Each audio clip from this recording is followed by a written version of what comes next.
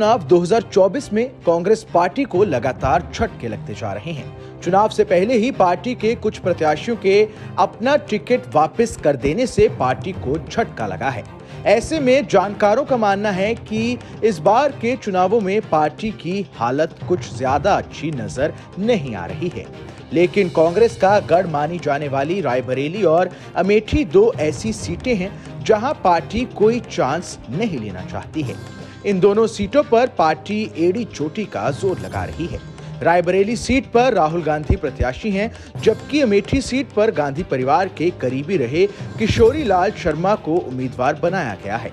इन दोनों की जीत पक्की करने के लिए पार्टी कई नई रणनीतियां अपना रही है। कांग्रेस पार्टी अमेठी और रायबरेली की सीट हर हाल में अपने पास बनाए रखना चाहती है। इसी के चलते दोनों सीटों पर कांग्रेस के शीर्ष नेतृत्व ने राजस्थान के पूर्व मुख्यमंत्री अशोक गहलोत को अमेठी लोकसभा सीट और छत्तीसगढ़ के पूर्व मुख्यमंत्री भूपेश बाघेल को रायबरेली सीट की जिम्मेदारी देते हुए सीनियर सुपरवाइजर तैनात कर दिया है।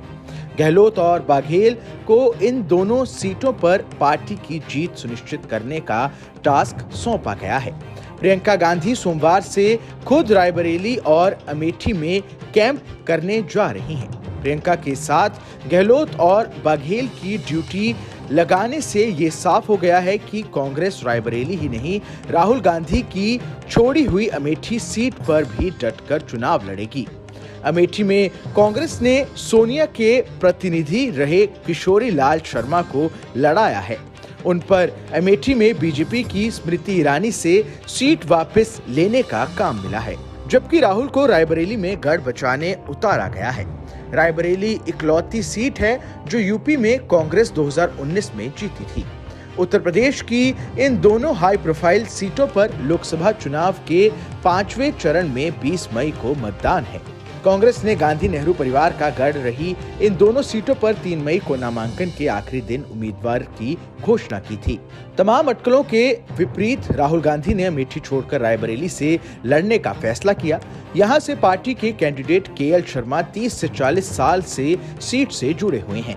नामांकन के दिन अशोक गहलोत को लेकर प्रियंका गांधी अमेठी गई थी और बहुत संक्षिप्त भाषण के बाद राहुल के नामांकन में रायबरेली चली गई थी। प्रियंका ने उस दिन कहा था कि वो 6 मई को आएंगी और फिर चुनाव तक रायबरेली और अमेठी में ही रहेंगी।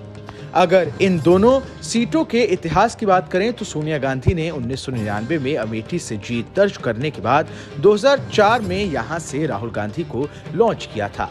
2004 में सोनिया गांधी रायबरेली से लड़ी और तब से 2019 तक लगातार जीत दर्ज करती रहीं।